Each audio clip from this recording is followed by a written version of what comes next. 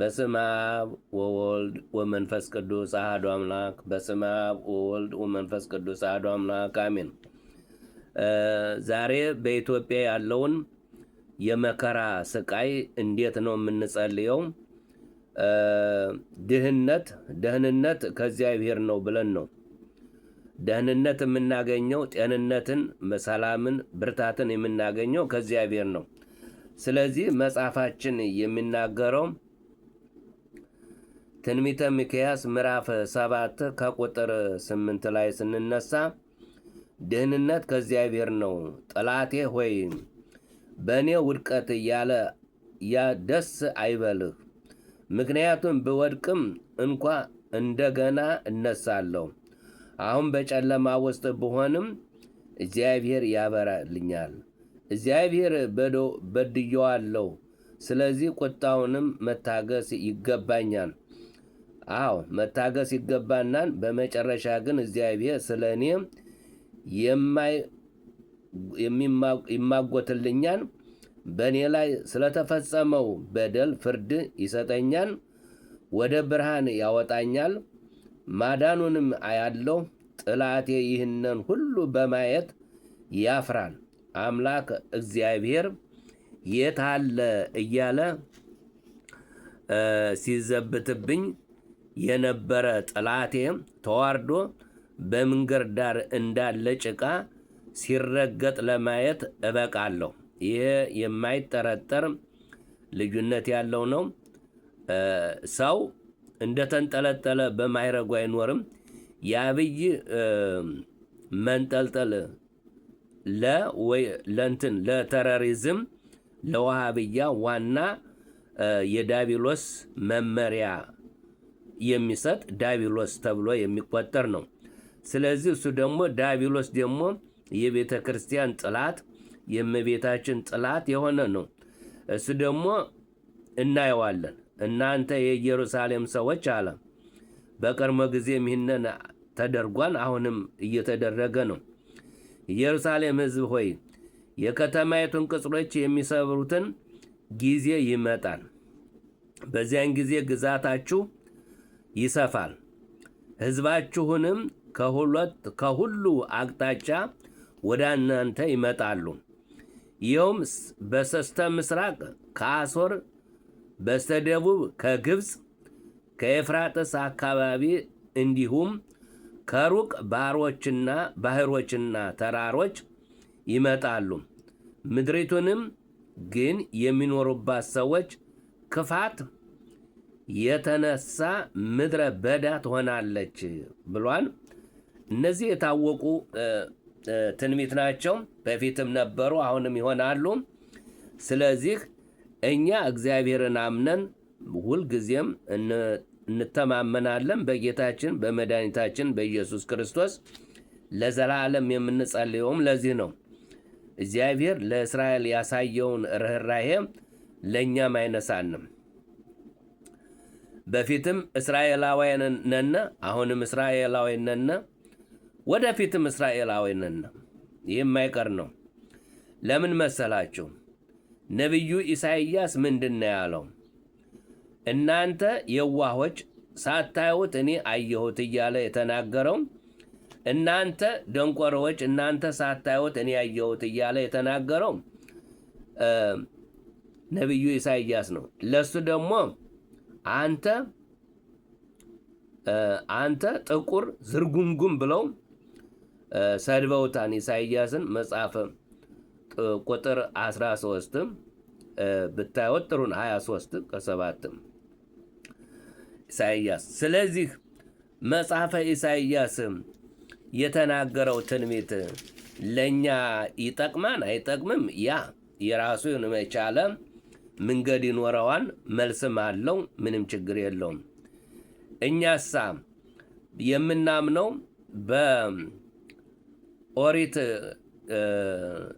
በኦሪት ታሪክ ስቶሪ ሳይሆን የኦሪት ታሪክና ስቶሪ መነሻ ለግጭት የሆናቸውን ዳቢሎስ ያቃታቸው በዳቢሎስ ውስጥ የወደቁ በሴሰኝነት የወደቁ ስለሆነ ነው እነዚያን መነሻ አድርገን ሲሰኝነት ይበቃን ያልነው የሚለው መጽሐፋችን ነው። ዋናው መነሻው ከአመንዝራ መሆን ሰውን ከመግደል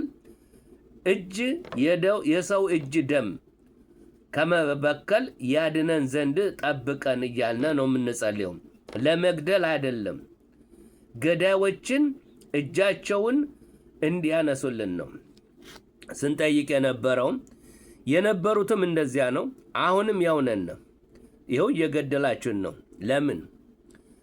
እንግዲህ እናንተን አስጠግቶ መሬቱ አልጎዳችሁም። እንደ ልባችሁ ትበላላችሁ፣ ትጠጣላችሁ፣ ትሰክራላችሁ። ስለዚህ ያ የዲያብሎስ ስራ ከእናንተ ስለሆነ፣ ምክንያቱም ስጀምሩ ጸሎታችሁን አብዙላሂ ሚነ ሸይጣን ረጅም ብላችሁ ነው። ይህ ምንድን ነው? ሰይጣኑ አባታችን ረጅሙ ብላችሁ ስታበቁም ከዚያም በኋላ ብስምላህ ራህማን ትላላችሁ። ራህማኑ ያንተ ነው፣ ርኅራኄው ያንተ ነው፣ ጭካኔውም ያንተ ነው ነው የምትሉት። ሌላ ምንም ነገር የለውም እኮ። ወደ ላይ ብትሄዱ ወደ ታች ብትሄዱ ከዚህ የወለጠ ሌላ አታመጡም። ቀጥሎ የምታምን ሰው አናምንም እያላችሁ በኢየሱስ ክርስቶስ ላይ ትዘባበታላችሁ። እኛ ኢሳው የሚባል ኢየሱስ ክርስቶስም የለንም። እንደገና መሪም የምትባልም የእናቱ የላትም። ማርያም ናት። የሰይጣን ስሙ ተቀየረ፣ የእግዚአብሔር ስምም አይቀየርም። ሰይጣን ስሙን አልቀየረም እኮ። የቀየረው በእናንተ ብቻ ነው። የቀየረው እንዴት ነው? አላድነነ ወባላሃነ የሚለውን አለሁ ብሏል፣ አዙሮታል። ምክንያቱም መጽሐፋችሁ የተጻፈው በእኛ ስም ነው፣ በእኛ ቋንቋ ነው ብንላችሁ አይገባችሁም። ዘራችን ናችሁ፣ ወንድሞቻችን ናችሁ፣ ከባርነት ውጡ ስንላችሁ አይገባችሁም። ለምንድን ነው? ይሄ የሰይጣን ስራ ስለሆነ ነው። ግን የተሰራችሁት ግን በመስቀል ቅርጽ ነው የተሰራችሁ። ኢየሱስ ክርስቶስ ሲሰቀል እኮ አንገቱን ቆርጠው አይደለም፣ እጁን ቆርጠው አይደለም፣ እንጨቶቹን ቆራርጠው መስቀል ያደረጉት ከራሱ እስተግሩ ከእጁ ወደ ሁለቱ እጁ ያደረጉት አመሳቅለው እንጨቶችን ነው እንጂ የሰው ልጅ አይመሳቀልም። የሰው ልጅ ከቆራረጠው የሚመሳቀል አይደለም፣ ለያይኸው ነው የሚባለው። ግን መስቀሉ የሆነው የሰው ልጅ ነው። መስቀል መድኃኒታችን ነው የምንለው ለዚህ ነው። ስለዚህ ምንድን ነው የማቴዎስ ወንጌል ምዕራፍ ቁጥር 2 ላይ ከ19 ምን ይላል? ከግብፅ መመለስ ነው። ሄሮድስ ከሞተ በኋላ የእግዚአብሔር መልአክ ከግብፅ አገር ለዮሴፍ በሕልም ታይቶ ሕፃኑን ለመግደል የሚፈልጉት ሰዎች ስለሞቱ ተነስና ሕፃኑን ከእናቱ ጋር ይዘህ ወደ እስራኤል አገር ሂድ አለው። ስለዚህ ዮሴፍ ተነሳና ሕፃኑን ከእናቱ ጋር ይዞ ወደ እስራኤል አገር ተመለሰ ይላል። ለእግዚአብሔር ለኢየሱስ ክርስቶስ ያልሆነ ሕዝብ፣ ጨካኝ ዲያብሎስ የሆኑ ሰዎች ለእኛ ይገዛሉ ማለት ዘበት ነው። ስለዚህ እግዚአብሔር ግን ይገስጻቸዋል፣ በመዓቱ ያጠፋቸዋል ብለን እናምናለን። የእኛ በትር ሳይሆን የእግዚአብሔር በትር ነው የምንጠብቀው። ነገር ግን በአባቱ በሄሮድስ ምትክም በይሁዳ ክፍለ ሀገር በአርኬላዎስ መንገሱን በሰማ ጊዜ ዮሴፍ ወደዛ መሄድ ፈራ ይላል። አሁንም በሕልም ተጨማሪ መመሪያ ከእግዚአብሔር ተሰጠው። ወደ ገሊላ ክፍለ ሀገር ሄድ። እዚያ በደረስ ጊዜ መኖሪያውን በናዝሬት ከተማ አደረገ። ይህም የሆነው በነቢያት ናዝራዊ ተብሎ ይጠራን የተባለው ትንቢት እንዲፈጸም ነው።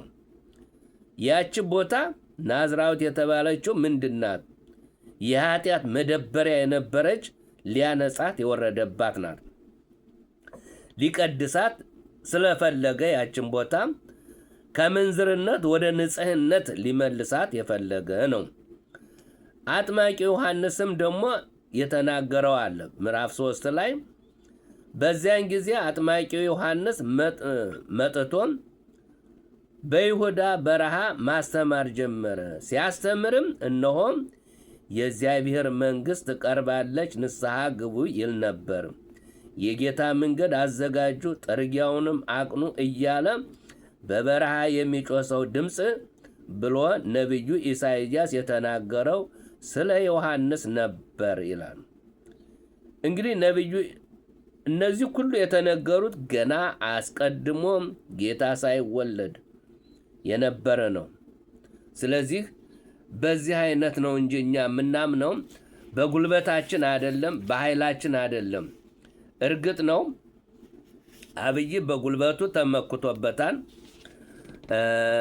የእሱ ጭፍሮችም እንደሚናገሩት በሰማይ የሚበር ይልማ መርገሳ አለን ብለዋን መፈክረዋን። በመሬትም ያው የፈለጉትን እየጨፈጨፉ ነው። የተወሰኑ ድሆች በአንድ ቦታ የተከማቹ እነሱ በዛ ብለው ያሉበት የእስልምና ሃይማኖት የበዛበት ትንሽ ክርስቲያኖች ባሉበት ጉልበታቸውን አሳይተዋል። ያ ጉልበት ደግሞ እስከ ዘላለሙ አይኖርም። እንግዲህ እግዚአብሔር ደግሞ የሚሰጠንን እየጠበቅነ እየጸለይነ እንኖራለን። እግዚአብሔር መንፈስ ቅዱስ በመዛሙርቱን ላይ በደቀ መዛሙርቱ ላይ ወረደ ስንል ለእኛም ይወርድልናም ብለን እናምናለን። ይህም የሐዋርያ ሥራ ምዕራፍ 2 ላይ እንደተነገረው የአይሁድ ፋሲካ ባለፈ በ50ኛው ቀን በሚከበረው በጴንጠቆስጤ በዓል ነው። በአማርኛ በ50ኛው ቀን ማለት ነው። ጴንጠስቆንጤ ማለት ደቀ መዛሙርቱ ሁሉ በአንድነት በአንድ ቦታ ተሰብስበው ድምፅ ተሰብስበው ነበረ። በድንገት ብርቱ አውሎ ነፋስ የመሰለ ድምፅ ከሰማይ መጣ፣ የነበሩትን ቤትንም ሞላው። የእሳት ነበልባሎችም የሚመስሉ ምላሶች ታዩአቸው፣ ተከፋፍለውም በእያንዳንዳቸው ላይ አረፉባቸው። ሁሉም በመንፈስ ቅዱስ ተሞሉ። መንፈስ ቅዱስ እንደተናገሩ በሰጣቸው ችሎታ መጠን በሌሎችም ቋንቋዎች መናገር ጀመሩ ይላል። እኛም በተለያየ ቋንቋ ብንናገርም እንግዲህ ጌታችን መድኃኒታችን ያው ታውቃላችሁ ነዋ በጉ ለክርስቶስ ብሎታል። የመጀመሪያው ኢዮብ የመጀመሪያው ፍጥረት የአዳም ፍጥረት አልቆ የሁለተኛው ፍጥረት የተገኘ ነው ከኖህ ነው። ኖህ በፊት የነበሩት በምንዝርነት በቅንዝርነት ሰው በማረድ ያው ሙስሊሞች አሁን የያዙት ሃይማኖት ማለት ነው የነበረው ያ መጥፎ ስራቸው አሁንም ያው ቀጥለው ይዘውታል። ያኔ የነበረውን ነው። ምክንያቱም ያ የነበረው ርዝራዥ የሆነ መጥፎ ስራ በኦሪት ዘፍጥረት በኦሪት ዘሁልቆ ሰከንድና ሁለተኛ ኢዮቤል የሚለው ኢዮብ 1 ኢዮብ 2 መከራ ማለት ነው። ኢዮብ ስሙ ነው፣ ግን የመከራ 1 እና 2 ብለን የምንጠራው ነው። እና ይህን ሁሉ መከራ አሳይቶ ጌታችን መድኃኒታችን የዚህን ሁሉ መከራ ደምስሶልን እስካሁን ነበርና አሁን ደግሞ የዳቢሎስ ያው ቀኑን ቆጥሮ የእኛም ክፋት ስለበዛ ከቄሶች ከመለኩሴዎች የመጣ መከራ ነው ብለን ብናምን ምንም አልተሳሳትንም። ምክንያቱም ቄስ ሆኖ ቄስ አይደለም፣ መለኩሴ ሆኖ መለኩሴ አይደለም። የእግዚአብሔርን ንቀት የሚያሳዩ በብዛት ስለተፈጠሩ ክርስቶስን የማይከተሉ የዲያብሎስን ስራ የሚከተሉ ስለበዙ ነው የሁሉ መከራ ያወጣብን ነው እንጂ ምንም ቢሆን ከጌታ ኃይልና ብርታት የሚያመልጡ አይደሉም። በእግር በእጅም ጭብጥ ያሉ ያው የእንጀራ ያህል ተቆርሶ የሚበላ ያህል እንኳ አይሆኑም እና ትንሽ ነው። የእግዚአብሔር ኃይል ቅጣቱ በደቂቃ ውስጥ የሚቀጣ ነው። በነፋስ፣ በውርጭ፣ በአየር ኃይል ብዛት እነሱ የሚቆጥሩት ጨረቃ ጎደሎ ነው። ጎደሎ ስላችሁ እንዴት ነው? 24 ሰዓት አይወጣም። እንግዲህ ማታ ብቻ ነው የሚወጣው። ማታው ደግሞ ተቆጥሮ ነው። አሁን የነሱ ቀን አመት ሲቆጠር ጎደሎ ነው እንጂ ሙሉ አይባልም። ቀንና ሌሊት፣ መዓልትና ሌሊት መቁጠር አይችሉም። እንዴት ብትሉኝ እኛ ፀሐይንም ገብታ እስከምትወጣ ይቆጠራል። ማታም ደግሞ 12 ነው፣ ቀኑም 12 ብለን እንቆጥራለን። የነሱ ጎደሎ ነው። ጎደሎ እስከሆነ ድረስ ማታ ብቻ ነው እንጂ የሚቆጥረው የቀኑን አይቆጥረውም ማለት ነው። ይሄ ራሱ አንድ ውርደት አለባቸው። ሁለተኛው ደግሞ መጽሐፍ ቅዱስን አያውቁትም፣ አንብበውም አይረዱትም። ምክንያቱም አንደኛ ትምህርት መግባት አለባቸው። እኛ መከራችን የምናየው ጸመ ድጓ ዋዜማ እያልን የምናየው ወደን ነው። ጌታን መርምረን ለማወቅ ሕጉን ለመማር ነው። እንደናንተ ዘባርቀን እዚህ ቦታ አንዲት ቦታ አለችና እንደዚህ ነው ብሎ መዘባረቁ ምን የመጣ ነው? የእናንተውን ሲያጥኑት መጀመሪያ ራሳችሁን መርምሩት። ለምሳሌ ቁል ወላሁ አሐዱ ለወሰመዱ ትላላችሁ። ያን አሁን ሰመድ የምትሉትም የማይናገር የማይጋገር ድንጃ የሆነ ወይንም የለሰለሰ ድንጃ፣ ያው የመካው ሄዳችሁ የምታብሱት ድንጃ ማለት ነው። እሱ ነው። ሁለተኛ ስተት መሆኑ የሚያስታውቀው ጌታ ጭቃ ለጉሶ ጭቃ እንደ ሰራተኛ ወይንም ሸክላ ሰሪ አድርጎ የሚሰራ ብላችሁ መገመታችሁ ራሱ ዝቅዝቅ የወደቀ ነው። ጌታ በራሱ በቃሉ ነው የፈጠረ። ቃሉ ደግሞ ልጅ ብለን የምንጠራው ያ ቃል የነበረ ስለሆነ ነው። በቃሉ ምንም የሳነው ነገር አለ? በቃሉ የተሳነው ነገር አለ? አልፈጥርም ያለው ነገር አለ? በቃሉ ሁሉን ነገር ይፈጥራል። ሙት ካለው ሙት ትሞታለህ፣ ሙት ካለ ትሞታለህ። ይሄ ራሱ እንዴት ነው? ልጅህን ስታዘው እንዴት ነው? አንተ ልጅ ሂድ ከብቶችን መልስ ስትለው ይመልሰን አይደለም እንዴ? አዎ። ይሄ ደግሞ እኛ ልጅ ያልነው ቃሉን ነው። ቃሉ ተዋህዶ በእመቤታችን በቅድስት ድንግል ማርያም ስጋዋን ለብሶ ወጣ የምንለው ቃሉን ነው። ማድረግ የሚችል ስለሆነ ነው። እናንተ ግን አላወቃችሁም፣ እግዚአብሔር ይፍረድባችሁ ነው የምንለው። ሌላ ምንም አንልም። እናንተ ባላወቃችሁ ቁጥር እኛ አብረን ገደል መግባት የለብንም፣ መጨቃጨቅም የለብንም። ለፍልፉ ምን አገባን እኛ? መጽሐፉን እናውቀዋለን። እናንተ መስሏችኋል። የሚደነብር ሰው አግኝታችሁ መስሎኛል። ግን የሚደነብር ሰው የለም። መጽሐፉን እኮ መከራችን አይተን የተማርነው ልንኖርበት፣ ልንማርበት፣ ልናስተምርበት ነው እንጂ እንደናንተ በርገገል ልንሄድበት አይደለም፣ ወይንም ሰው ልንገልበት አይደለም። ትህትናን ነው።